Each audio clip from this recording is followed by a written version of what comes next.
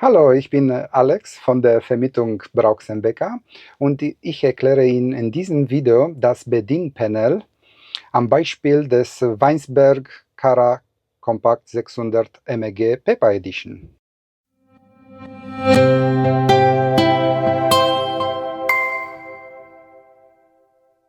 Ich erkläre Ihnen jetzt den Hauptpanel in den Paper 600 MEG.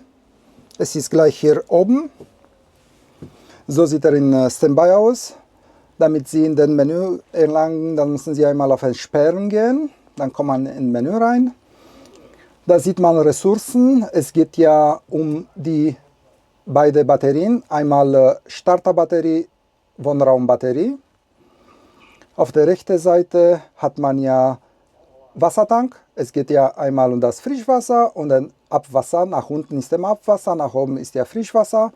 Zum Nachfüllen können Sie ja, wenn Sie einmal hier auf Nachfüllen drücken, dann können Sie den Schlauch in den Wassertank reinstecken und nur in dem Fahrzeug warten. Wenn der voll ist, dann hört man so ein Bip-Geräusch und dann kann man ja rausgehen und den Schlauch wieder rausnehmen.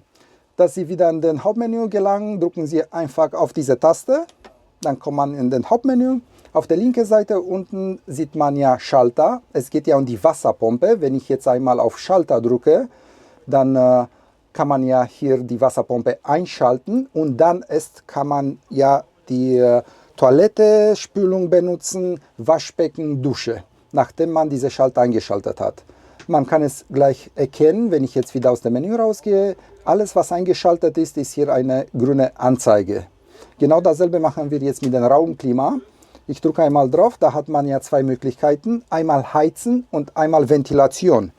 Bei Heizen ist ja wichtig, der hat eine Heizung, ein Truma Kombi 6, der befindet sich in der Sitzecke gleich hier unten. Da kann man ja noch ganz gut erkennen, der Elektroblock, 12 Volt Sicherung, falls was passiert, falls was rausfliegt in dem Fahrzeug. Ne, da sieht man, hier steht ja auch noch drauf, für was diese Sicherung, was genau das macht, Heizung, Strom, Licht und so weiter. Und auf der linken Seite oben hat man ja die 230 Volt Sicherung, ein FI-Schalter, falls was passiert. Wir einmal heizen auf der linken Seite. Ich drücke einmal auf Heizen jetzt. Da muss man ja vorher sich vergewissern, dass man die Gasflasche aufgedreht hat. Das ist wichtig, weil diese Heizung funktioniert ja über Gas. Aktuell im Fahrzeug hier drin haben wir jetzt 25 Grad und ich kann die Temperatur einstellen, so wie ich das haben möchte. Mit Minus oder natürlich Plus. Sobald diese Anzeige hier blinkt, dann weiß man, die Heizung ist ja an und wie vorher auch gesagt habe, man kann das erkennen an dieser grünen Anzeige immer. So, sind hier zwei Möglichkeiten. Heizen schnell oder Komfort heizen. Auf der rechten Seite im Display sieht man eine Flamme, dass diese Heizung über Gas funktioniert und da ist On daneben, das heißt, dass die Heizung jetzt an ist. Zum Ausschalten des Heizung drückt man ja auf den Ausschalttaste auf der rechten Seite oben im Display. Einfach drücken und dann geht er auch automatisch wieder raus aus dem Menü. Man kann erkennen, keine grüne Anzeige mehr, also ist die Heizung ausgeschaltet. Ich kann Ihnen jetzt auch zeigen, wie man ja den benutzt, wenn warm ist im Fahrzeug. Ne? Und dann kann man ja ein bisschen ventilieren, ohne dass man die Dachluken öffnet. Man geht wieder auf Raumklima, auf Ventilation und stufenweise von 1 bis 10 kann man die Gebläse steuern. Das ist wichtig, dass alle Gebläseöffnungen, rumherum am Fahrzeug hat man ja solche Öffnungen, die müssen ja auf sein, auch wenn man den Heizung benutzt oder auch wenn man ventiliert, dass der Luft rauskommt. Und auch vorsichtig sein, dass man nicht drauf tritt, ne? Das passiert leider sehr oft. Ne? Muss man die wieder schließen, wenn man die nicht benutzt.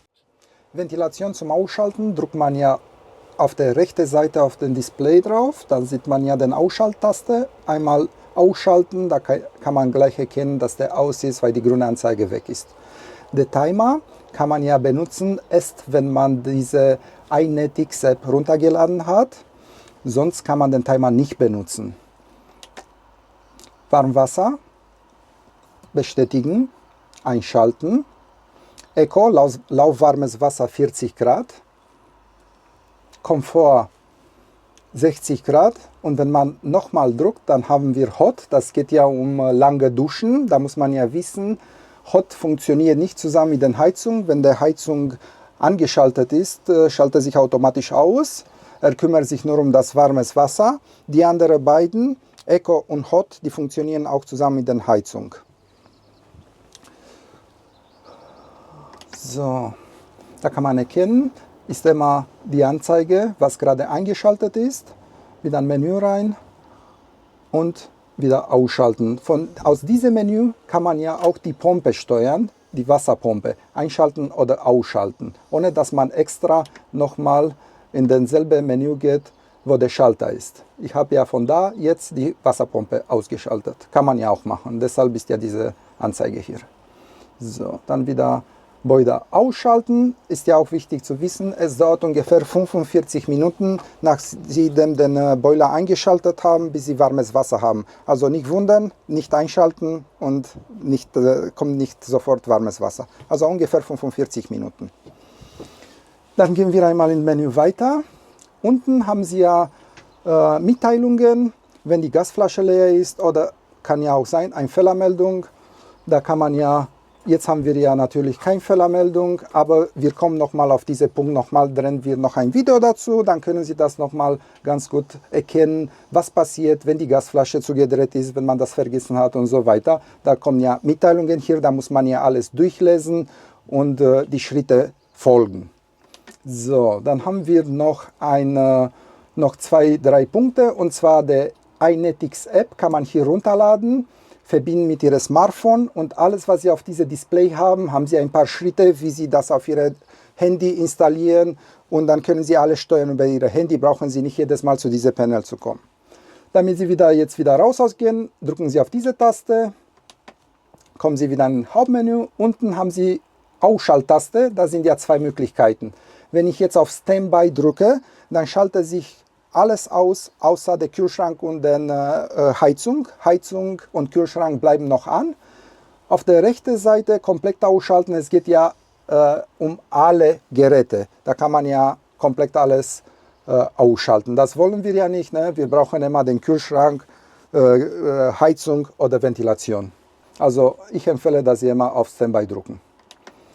Dann haben wir nochmal Einstellungen, dann können Sie da Datum, Zeit einstellen, und ja, da ist ja noch Sprache, Displayhelligkeit sind ja noch zum Einstellen.